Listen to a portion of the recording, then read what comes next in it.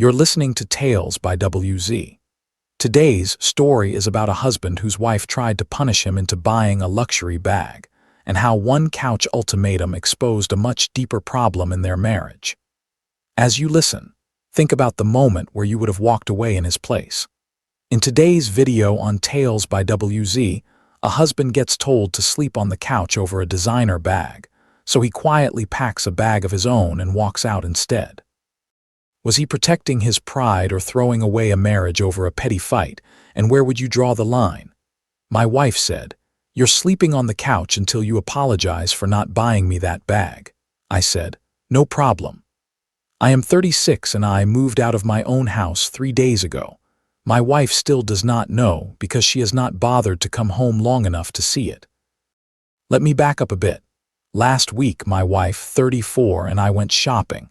We have been married for 6 years, together for 9. Things have been rough lately. Arguments about money, me working too much, her feeling neglected, the kind of low simmer many couples just live with. We passed a designer store. She stopped and stared at a handbag in the window. The price tag said $3,200. "I want that," she said. "It's nice," I said, trying to be supportive. "No, I mean I want you to buy it for me today." I laughed because I really thought she was joking. We rent and we are saving for a down payment on a bigger house. We agreed on a budget and a savings goal. That bag was about half of our monthly savings. "Babe, that's not in the budget," I said. "Maybe for your birthday." That was the wrong answer. She went silent, not annoyed, not pouty. That cold, heavy silence that fills the car like fog. We drove home and she did not say a word. Sometimes the biggest red flag is not the yelling. It is the quiet when someone starts rewriting the story in their head. That night, she brought it up again. Her friend had just gotten the same bag from her husband. She said I clearly did not value her, that if I really loved her, I would want her to have nice things. I explained again that we were saving for a house, that $3,200 was a lot of money for a bag, and that we had agreed on our financial goals. "Other husbands buy their wives expensive things," she said. "Other husbands might have different financial situations," I replied. She looked at me and dropped the line that changed everything. "You're sleeping on the couch until you apologize and buy me that bag." I stared at her. "Excuse me." "You heard me. Couch until you apologize for embarrassing me and being cheap. I make good money as an electrician, about $78,000 a year. She works part-time at a boutique and brings in maybe 22. We split bills by income. I pay more because I earn more. That was her idea. She used to say it was fair, but now suddenly I was cheap." "Okay," I said. "No problem, I'll take the couch." She seemed surprised. I think she expected me to cave. Instead, I grabbed my pillow and a blanket and went to sleep in the living room. Sometimes when someone tries to use comfort as leverage, the only real power move is to stop playing along. The next morning she was still cold, barely spoke to me. I went to work, came home, and found her getting ready to go out. "Where are you going?" I asked. "Out. Since my husband doesn't appreciate me, I'll find appreciation elsewhere." That should have been a louder alarm bell than the bag. "Okay, have fun," I said. I was tired and I had no energy left to chase her. She left around 8 at night. Around 9, I made some calls. My buddy runs a moving company. He owed me a favor from when I rewired his house for cheap. "Hey man," I said. "Weird question. Can you help me move some stuff tonight? Tonight, like right now?" "Yeah, I need it done before tomorrow morning." He asked what was up. I explained. He laughed and said, "Sure, I'll bring the truck." By 10, he and 2 guys from his crew were at the house with a truck. The house we rent is in my name only.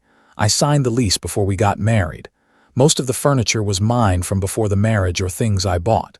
The TV, the couch she banished me to, the bed, the kitchen table.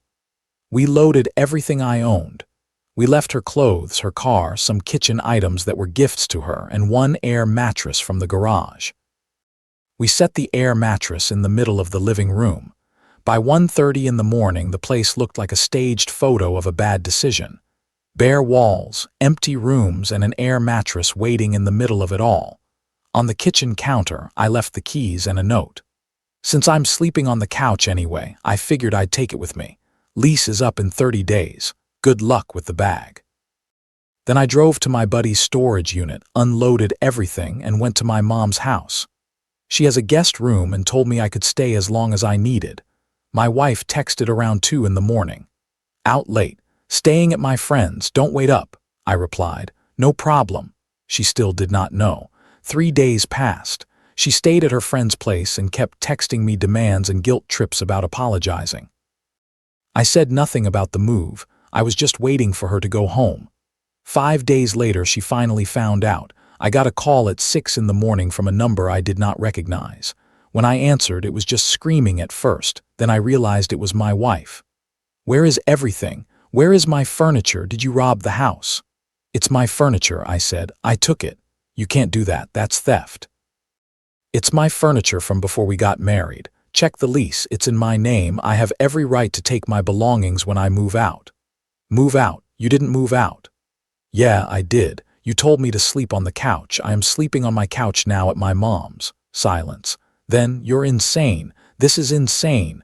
You moved out because I asked you to sleep on the couch for one night. You said until I apologized and bought you a $3,200 bag. I'm not doing either, so I removed myself from the situation. Get back here right now and bring back my furniture. Your furniture is still there. Air mattress in the living room, some kitchen stuff. That's yours. I can't live like this. Then you'll need to figure something out. Lease is up in 25 days. She hung up, then called back. I did not answer. Texts flooded in. Insults, threats to call the police, claims of abuse, demands that I fix what I had done. I screenshot everything and sent it to my buddy who works as a paralegal. He said, "Keep documenting." Her mother called next. "How could you do this to my daughter? She is devastated." She told me to sleep on the couch until I bought her a $3,200 bag, I said. I removed myself from the situation. You can't just leave. That is abandonment. She can sue you. You ruined her life. She has nothing. She has her car, her clothes, and her job, I said. She is not helpless. This is financial abuse. I hung up and blocked that number too. When someone starts using words like abuse to describe normal consequences, it is often a sign they are used to getting their way. 2 days later, my wife's best friend texted, "You know she is telling everyone you lost your mind, right? That you trashed the house and left her homeless." I took my belongings, I replied. She has been staying with friends for days. The lease is in my name. She has time to figure out her next move. You're a real piece of work. I blocked her too. That night, my wife showed up at my mom's house. My mom answered the door and did not let her in. "I need to talk to my husband," my wife said. "He does not want to talk to you," my mom said calmly. "He can't just hide from me." "He is not hiding," my mom said. "He is choosing not to engage with someone who is screaming and making demands. Tell him if he does not come back and fix this, I am filing for divorce." "Okay," my mom said. "I will let him know." She closed the door and came upstairs. "She is filing for divorce," my mom said. "Good," I replied. "Saves me the filing fee." "You are really done, aren't you?" she asked. "Yeah," I said. "I think I am." The next morning, I was served divorce papers. My wife was asking for half the value of all furniture and belongings I took, alimony, half my retirement account, and for me to pay her legal fees. Her lawyer also threatened legal action for illegal eviction and theft of marital property. I hired a divorce attorney. The consultation turned into a retainer. My lawyer reviewed everything and told me my ex had almost no case on the furniture or eviction side. The furniture was provably mine from before the marriage. The lease was in my name. She had left voluntarily and stayed with friends. But we live in a state where marital property laws can get messy. Even pre-marriage items can sometimes be argued over for their use during the marriage. Alimony was also on the table. We were married 6 years. I earn much more. My lawyer advised me to let the lease expire, offer a reasonable settlement, and stop engaging with my ex directly. We made an offer, $8,000 cash. She keeps her car that I helped pay off. I take a small hit on the retirement split, no alimony, and we are done. Her lawyer rejected it and countered with $25,000 plus 2 years of alimony and her legal fees. My lawyer said, "We will see her in court." Meanwhile, the lease expired. The landlord did a walkthrough and saw the empty place, the air mattress, and the trash. He told me he was keeping the security deposit. I accepted it and signed off the lease. He asked for her forwarding address. I gave him her mom's. 2 days later, my wife called from another new number. "We need to talk," she said. "We talk through lawyers," I said. "No, we need to talk now. This is getting out of hand." "You made it out of hand when you started calling my clients and filing police reports," I said. Yes, she had called my clients. She had dug through our phone records and started calling people who hired me, telling them I was unstable and having a breakdown. 3 clients reached out to me. 2 stayed. 1 canceled a large job. That hurt. When someone tries to take away your income to win a fight, they are not just arguing, they are attacking your foundation. "I can't afford a lawyer. I can't afford anything. You know what you have done to me?" she asked. "I know what you did to yourself," I said. "You demanded a $3,200 bag, kicked me to the couch, and tried to punish me when I refused. Now you are facing the result." "I'll take the $8,000, she said finally. "That offer is off the table," I said. "New offer is $5,000. You keep the car, I keep my retirement, we are done." "That is not fair." "Life is not always fair. Take it or we go to court. You will spend more on lawyer fees than you will win." She hung up. 2 hours later, her lawyer called mine. They accepted the $5,000 offer. We signed the settlement agreement. The divorce became final about 2 months later. All in, it cost me $5,000 for the settlement, almost $5,000 in legal fees, my security deposit, and a lost job. Around $19,000 to walk away clean. It could have been a lot worse. She moved in with her mom. Her mother sent me one more message about how I destroyed her daughter's life and would never find anyone as good as her. I blocked that number too. I moved into a small 1-bedroom apartment. Nothing fancy, but it is mine. I set up my furniture, organized my tools, got back to work, picked up new clients to replace the one I lost. People sometimes ask if I overreacted. They hear, "He moved out in the middle of the night over a handbag," and think that sounds extreme. But it was never really about the bag. It was about the disrespect, the entitlement, the idea that I should apologize and spend money we did not have because other husbands did it. It was about being banished to the couch in my own home over a budget talk.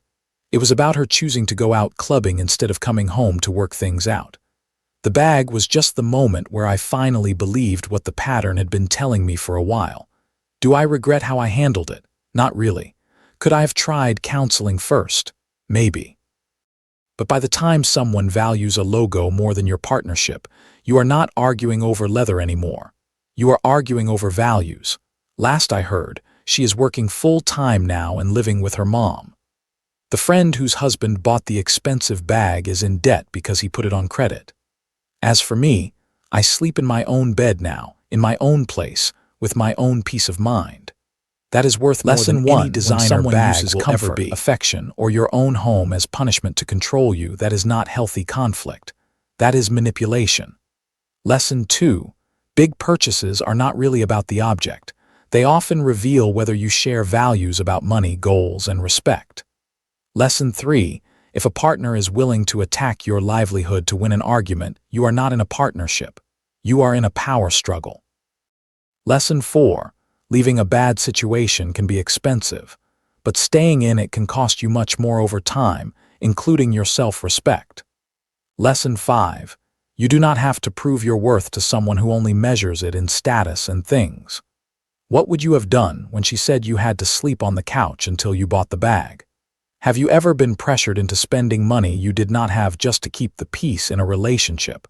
And what did it teach you about that person?